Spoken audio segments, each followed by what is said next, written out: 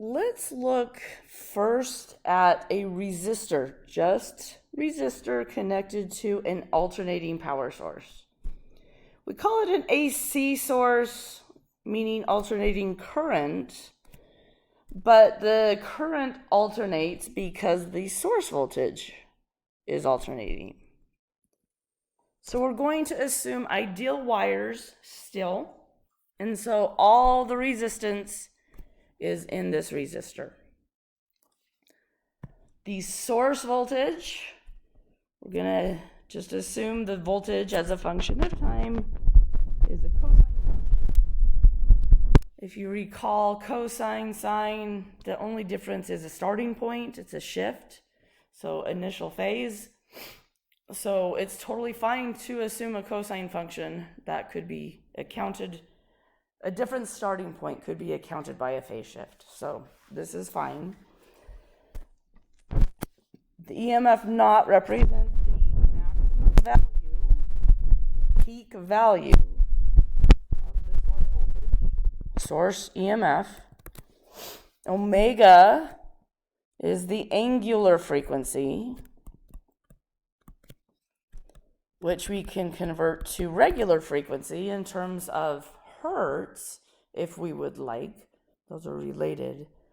So this source has a peak value of voltage. It is oscillating at a certain frequency and thus a certain angular frequency. Because that voltage is alternating with time, the current's going to flow one direction at some points in time, and it's going to flow back the other direction at other moments in time. So it's as if we have a battery of sorts that is flip-flopping. It's going back and forth, but it's also changing magnitude. So it's not like always 12 volts and just changing back and forth its polarity. It's changing from, I'm just making up that number, 12, by the way, 12 to 11 to 10, 9, 8, 7, down to 0, and then flip-flopping and going from -1, -2, -3. So this voltage that is supplied to the circuit is alternating polarity and magnitude. Well, if we think about Kirchhoff's loop rule, we don't have a junction in here, so we don't need to talk about the junction rule right now. But the loop rule still totally must be satisfied. If you recall, the loop rule was if we add up all of the potential differences around a full loop, they need to add up to be 0. Well, the only two things we have in this loop are the source, which it will have a certain EMF at any given time. If we follow the current, we will see a drop of voltage across the resistor, which will end up changing as time goes on as well. Those are the two elements I pass by as I go around a loop. So those have to add up to be 0. What this tells me is if we only have a resistor connected to this source, our resistor's voltage as a function of time will be changing. We're going to use a capital V sub R to represent the maximum potential difference across the resistor.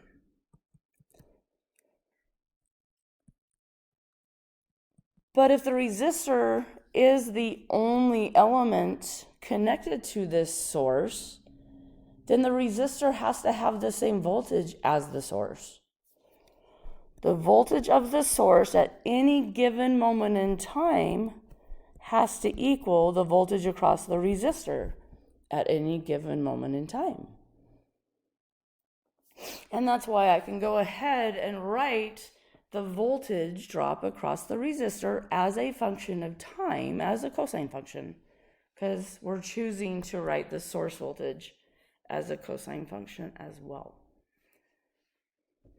Now, our author currently chooses to write this voltage as a function of time as a lowercase v.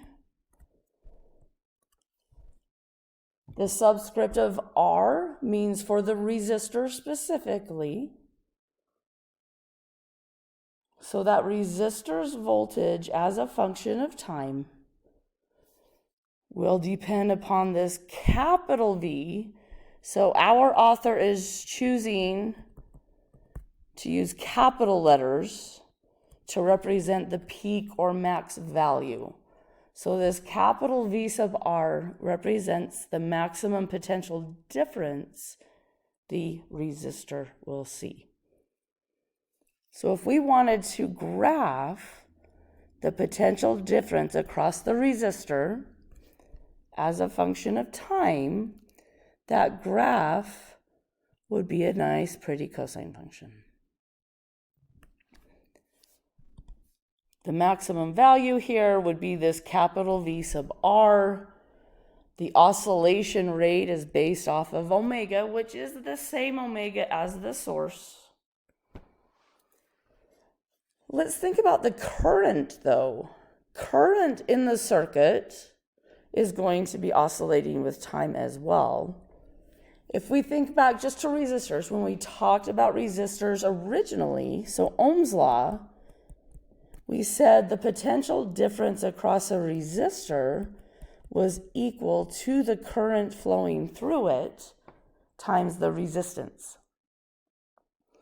Ultimately, the amount of current that flowed in a circuit with just resistors depended upon the voltage supplied and the equivalent resistance of the circuit.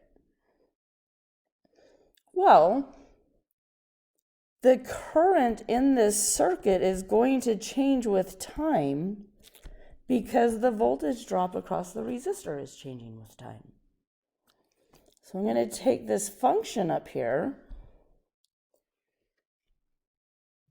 this maximum value of the voltage across the resistor, cosine omega t. If I divide by resistance, then this is now current. So this tells me that the current is equal the amplitude, whatever is in front of this cosine function, represents a maximum value.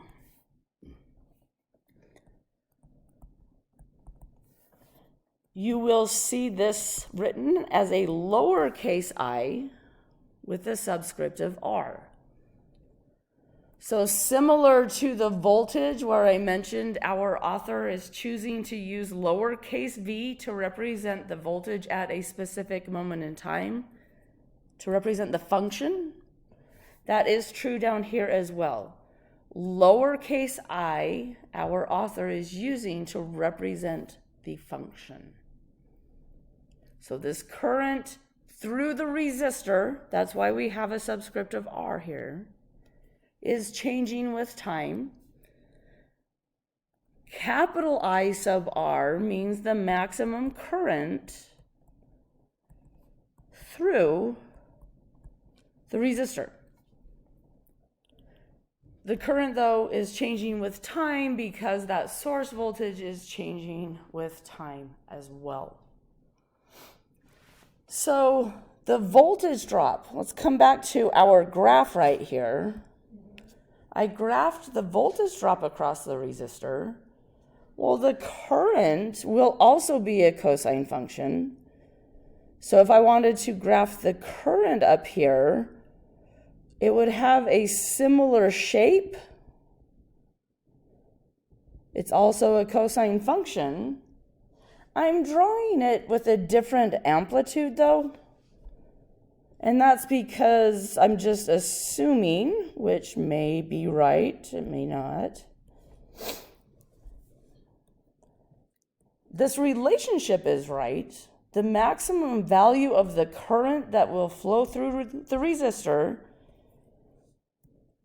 max current through the resistor, is going to depend on the max delta V for the resistor and the resistance.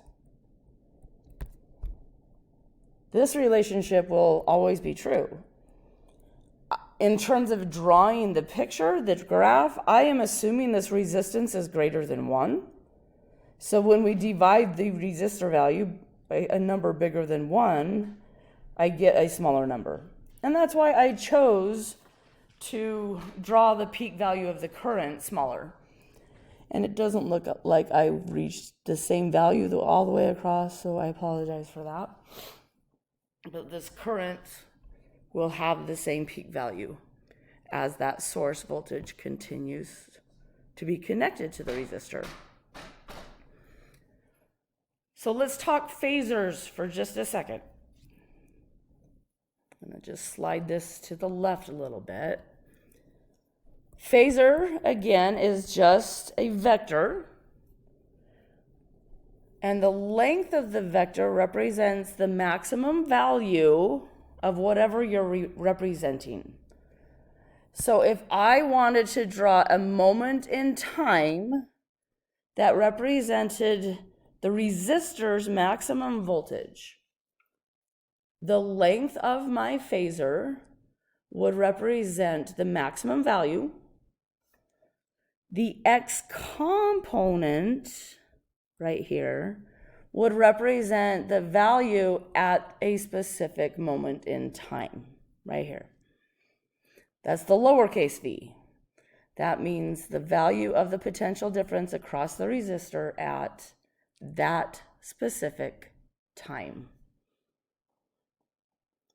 If I wanted to draw the current phasor on the same diagram,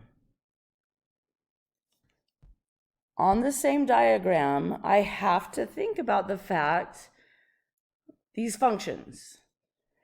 So my voltage for the resistor ends up being a cosine function, but so does my current. That means the voltage across the resistor and the current flowing through the resistor are in phase. Right? That's how I drew it. They were maximum values at the same time. They don't have the same maximum value, but they were maximum at the same time. They were 0 at the same time. To represent that on our diagram, I would draw a phasor that would represent the maximum current, and it would point in the exact same direction as the voltage across the resistor's phasor. Because if they're in phase, then they make the same angle, omega t, at the same time. And so the x component here would represent the value of the current at that moment in time. These phasors would rotate with each other in phase, and we could look at them at any given moment in time. So in phase, again, the phasors are going to come into play when we put a couple elements together. So we're going to look at capacitors next, and then we'll look at a circuit that has a resistor and capacitor together in series. In terms of the test notes, actually, let me just go grab a screenshot. Hold on. Okay, I apologize yet again. The system resizes everything when I copy something in.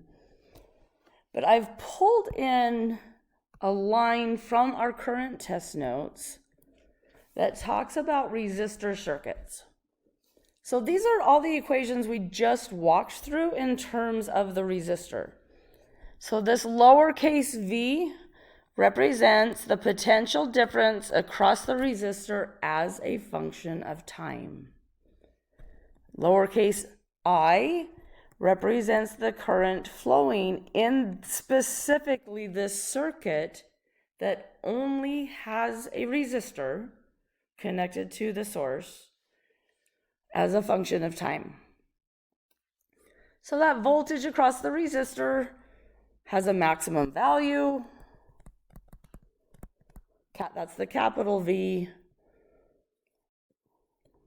The maximum current that flows through the resistor, and that is equal to this capital V over R, the voltage across the resistor as a function, maximum value, which is written to the right here. So please keep in mind these equations are valid if we only have a resistor connected to the AC source. So the V sub R, the I sub R implies that we only have the resistor. So if we have a resistor and capacitor, or resistor and inductor, or all three, the only equation that we can we can say these are true specifically for the resistor itself, for sure. But we cannot apply these equations to, say, the whole circuit, or the capacitor, or an inductor. So only valid for resistors. It does not account for any other element in the circuit. So we'll look at capacitors next, and then put a resistor and capacitor together, and then build on that with inductors as well.